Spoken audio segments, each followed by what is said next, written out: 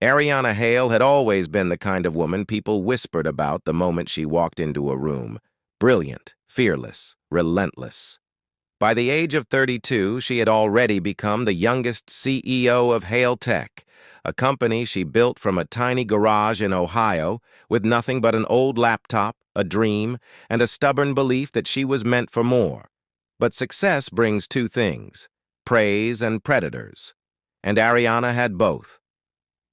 On a rainy Tuesday evening, Ariana returned to her penthouse after a long board meeting. She dropped her keys on the table, sighed, and tried to shake off the exhaustion. The past few months had been brutal. Late nights, endless negotiations, and a strange tension in her leadership team that she couldn't quite understand. She walked toward the office room, opened her laptop, and her heart fell into her stomach. There they were. Emails, private messages, secret plans. Her own board had been plotting a takeover. They were planning to vote her out, and the man leading the betrayal was the last person she ever expected: Liam Carter, her boyfriend, the man she trusted, the man she loved.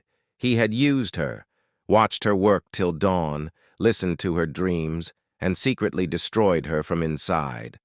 Her hands trembled as she scrolled. Every line was a knife. Once she's out, we divide the shares. Her weakness is emotional loyalty, easy to manipulate. Keep her distracted. I'll handle the board. She wanted to scream, but no sound came out. Her breath tightened. Her knees buckled. She sank onto the sofa, staring at the city lights outside her window as if they belonged to another world. That night, Ariana Hale didn't sleep. Something inside her had died. The next morning, she walked into the boardroom wearing a calm expression, though her heart was shattered. The long table was full. 11 people, her own team, people she had paid, people she had promoted, people she treated like family, and Liam. Sitting beside the chairman, looking confident, as if he hadn't just stabbed her in the back. "Ariana," the chairman said, "shall we begin?" She nodded, emotionless, empty. The vote was fast, cold, cruel. One by one, they raised their hands. Aye, aye, aye. Each vote was a hammer smashing her soul.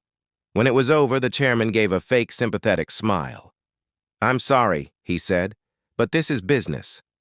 No, it wasn't business. It was betrayal. It was envy. It was greed. Liam leaned forward and whispered, "You'll thank me someday." She didn't cry. Not here. Not in front of them. Ariana simply stood up, walked out, and closed the door behind her. In a single moment, the life she built from scratch was gone. Ariana disappeared from public life the same night. No interviews, no social media, no statements.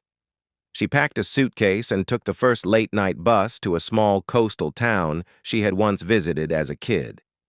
She rented a tiny room above a bakery, a place that smelled like bread and old wood, a place where no one knew her name. Her days became quiet. Morning, walks by the ocean. Afternoons, reading old journals. Nights, staring at the ceiling, wondering how the people she trusted could destroy her so easily. Sometimes she would cry silently. Sometimes she felt completely numb. One morning, the bakery owner, Mrs. Patterson, found her sitting alone. "You look like someone who's carrying too much," she said gently. Ariana tried to smile. Mrs. Patterson slid a cup of warm coffee toward her. "Sweetheart, when people break you, don't try to rise right away. Heal first, then rebuild." It was the first genuine kindness Ariana had felt in months. One night, while walking by the shore, she saw a group of teenagers struggling with a robot kit. The wires were messy, their code was wrong, and the robot wouldn't even turn on. Ariana knelt beside them. "Try reversing the signal loop," she said softly. Within minutes, the robot lit up. The kids gasped. "How did you know that?" Ariana just smiled. That small moment lit something inside her. A tiny spark. The spark of the girl she used to be. The girl who built things, dreamed big, and believed she could change the world. That night, she opened her laptop for the first time in months. She started building again, designing again, dreaming again. For weeks, she researched, coded, tested. Her room became a lab again, a war zone of wires and screens. She was creating something new, something powerful, something the world had never seen, a technology that would revolutionize medical emergency response, a compact AI system capable of scanning injuries and guiding treatment within seconds. Her new invention, her rebirth. 6 months later, Ariana stepped onto the stage of the Global Tech Summit. When the spotlight hit her face, the entire audience gasped. She was back, stronger, sharper, unbreakable. Ariana introduced her invention with calm confidence. She demonstrated its life-saving capabilities. The crowd erupted, standing ovation, news headlines, investors chasing her instantly. And then, the moment that changed everything. HaleTech's stock plummeted. Investors withdrew. Their new CEO failed miserably. Liam panicked. The board begged for help. Reporters asked Ariana, "Will you return to HaleTech?" She smiled softly. "No, they didn't break me. They erased themselves." The entire world celebrated her comeback. Ariana Hale was now bigger than the company that betrayed her. One evening, as Ariana stepped out of her newly opened research facility, she found Liam waiting for her. He looked desperate, lost, broken. "Ariana, I made a mistake. Please," she cut him off. "No, Liam, you made a choice, and I made mine." "I miss you," he whispered. Ariana looked at him with calm eyes. "I don't need revenge. I don't need you to suffer. Your guilt is punishment enough." Then she turned and walked away. Liam didn't chase her. He couldn't. He had lost something priceless. Not her company, not her genius, but her trust. Within a year, Ariana's invention became the global standard in emergency care. Countries adopted it. Hospitals relied on it. Lives were saved every hour.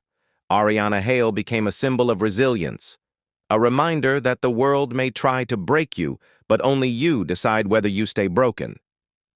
She visited the small coastal town again. Mrs. Patterson smiled proudly. "You rebuilt yourself, didn't you?" she said. "No," Ariana replied softly. "I discovered myself." She stood by the ocean one last time, letting the wind brush her hair. She had lost everything, but she rose. And when she rose, she became unstoppable.